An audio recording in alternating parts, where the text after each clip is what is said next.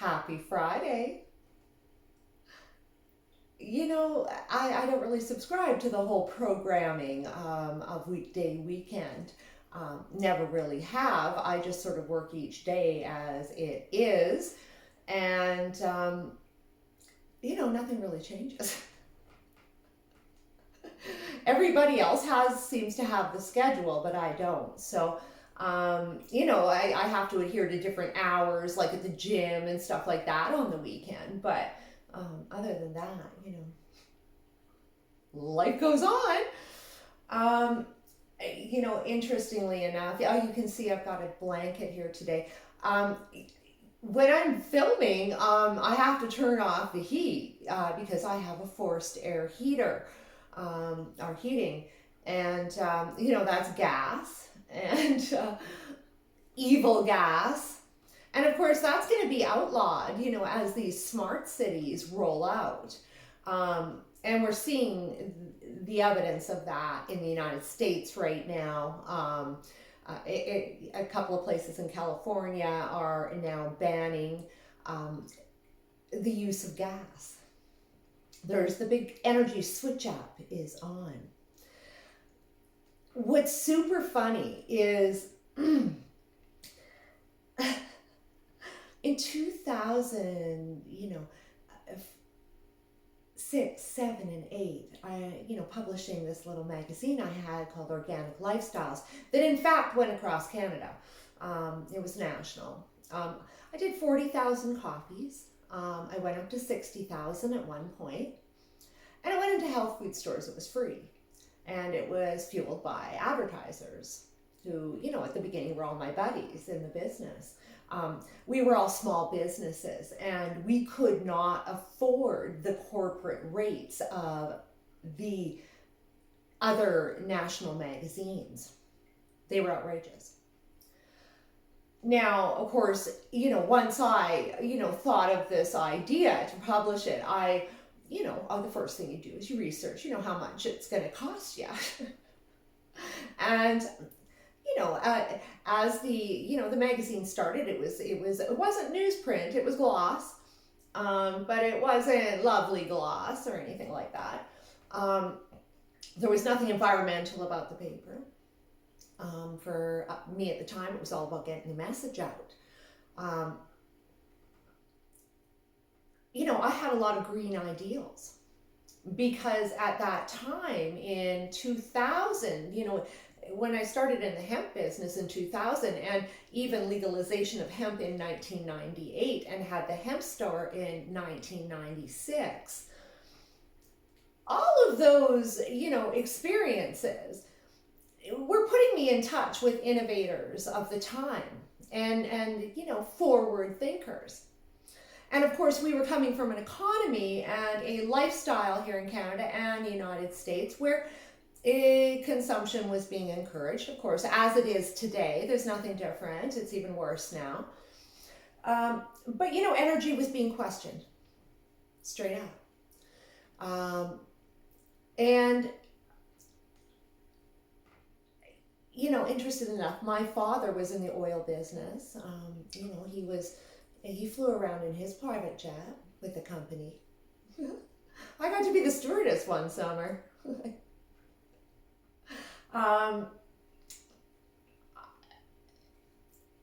I lived amongst people, in the oil business or that profited and made their created their livelihoods around the oil industry in Alberta. And, this hemp journey, I moved to BC and of course, it was a lot more green there.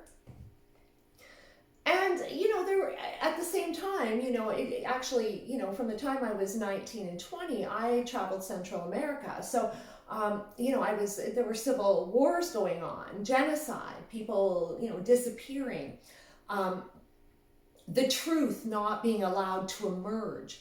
Excuse me. If you were, subversive, you went to jail or you disappeared altogether.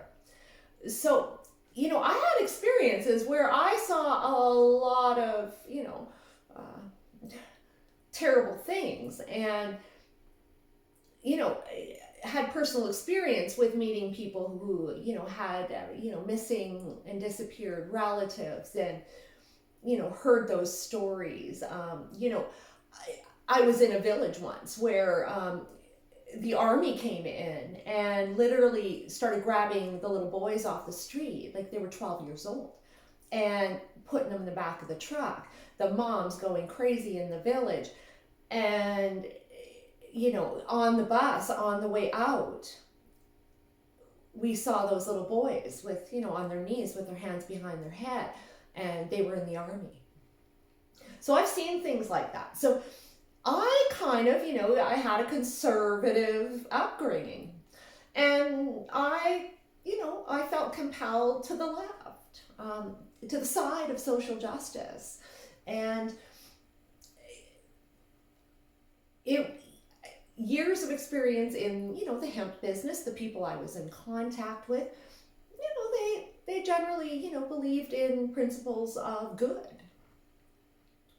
Environmental justice, social justice, justice of all kinds. I aligned with that.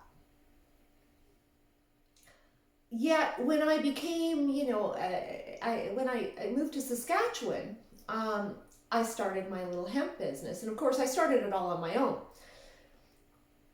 Again, always in contact with, these people of, apparently higher principles. Yet,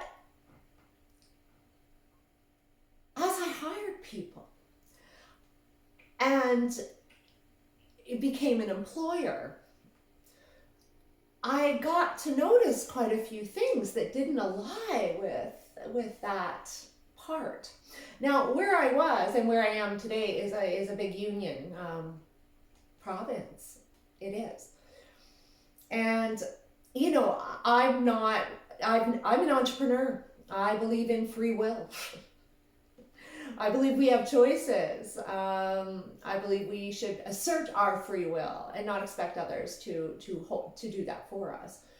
I think unions had a place in time, and I think they do today in some regard. But as a small business, it was out of the question because it would have killed us, as I got to know. So how I address those issues in my business with my principles was that I would just pay higher. I would be a very fair employer. I didn't give benefits because we were just so young. I mean, we were in our first 5 years. So I paid 25% higher than anybody for a comparable position. In my company, it was food packaging. So, you didn't have to be a skilled worker. You were an unskilled worker. And I paid 25% more. Now, with that, of course, through this journey, I had expectations. My major expectation was that they might want to assume more responsibility and grow their knowledge and position with the company. But I found the opposite. I found they didn't want any more responsibility, but they kept wanting more money. And I, started to, encounter situations where, the guy on disability because of his back was out on a week's golfing vacation on my dime. Things like that, and I also started to see things in society that I wasn't liking so much. Like, as a small business person, I had friends in the business that, every time they turned around, they had a pregnant worker. But they were small business. So, only with 2 or 3 people. So she would hire someone, and literally in month 4, they were, off. They were going to be off in a number of months, and she was back to zero again. As a small business, you have to multitask. You need people like that, and I believe women should have mat leave, absolutely. But I started to see women take advantage And I didn't like that.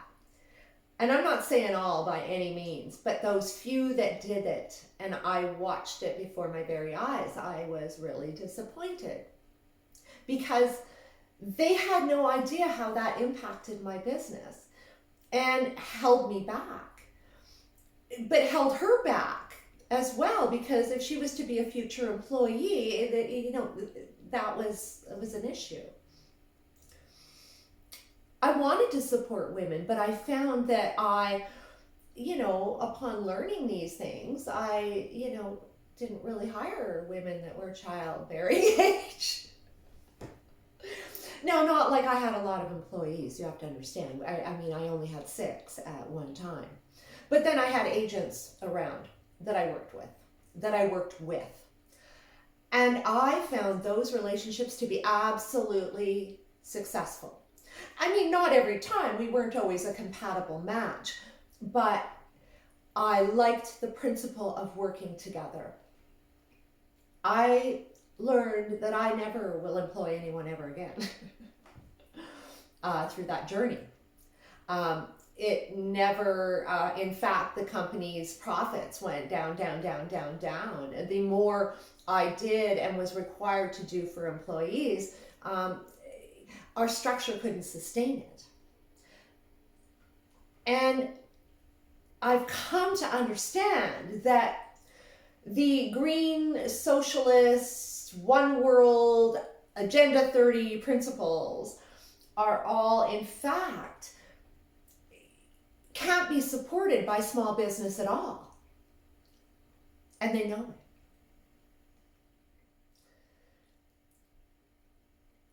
We don't have the structure to sustain that sort of thing. Corporations do, however. And this is how the world is changing.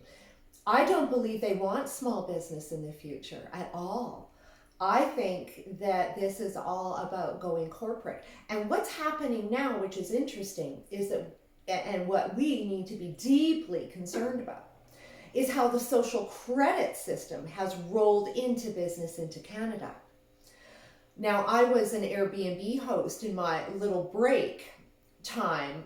In fact, I wasn't just a host. I had several properties rocking.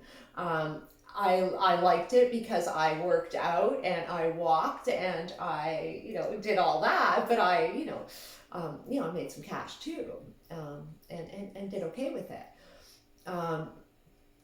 Airbnb, though, I came to realize was a social credit system because I saw the evolution of it. And in fact, the end of my Airbnb hosting after over 700 guests was the result of a complaint, a mark against me on the social credit program that literally pulled my living right before my very eyes and shut it down with no explanation. With Airbnb, they promise that they give you you will have all your records, your tax records. You will have a detailed report. And in fact, when they pulled the account, they pulled all that too. So I have no access to my personal information over all those years, which was a promise within that contract. Interestingly enough, you can't do that, according to our laws and our labor laws and, everything here. But when you sign and you say, I agree with your terms and conditions, in fact, you are subscribing to what they have done. Now, in fact, with Airbnb, what they did, it was a slow go.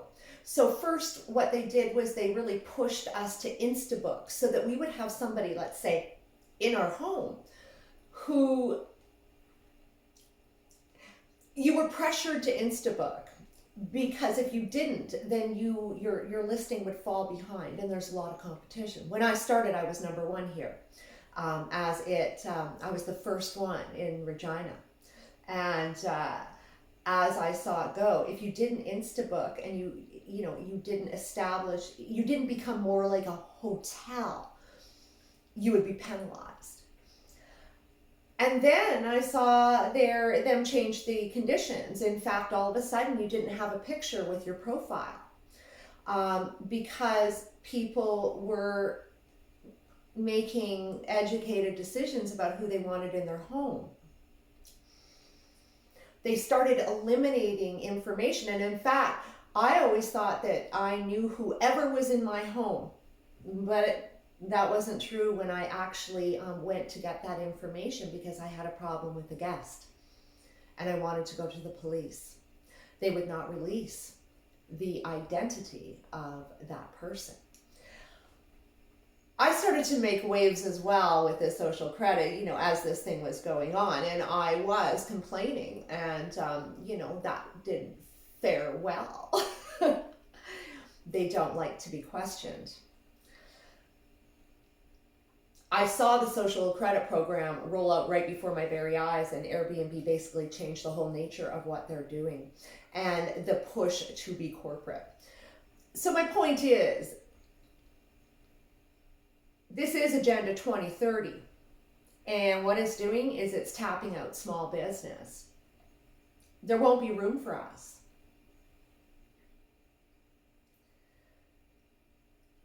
Everything will be corporate. And is that really what we're looking for? Because I can tell you it's not what I'm looking for. The more these corporations control, what happens is, we give up privacy. We give up say, but mostly rights, because these corporations are actually creating social credit systems between them and amongst them that are contravening our labor laws and our standards and ethics. They're making their own rules. And we're complying every time we accept those terms and conditions. We're watching it with Google. We're watching it, on every platform. Even MasterCard apparently is in the game of social credits these days, but, predicated in China with the communist government. We need to pay attention, people, because life as we know it is changing right before our very eyes. And 2030 isn't that far off.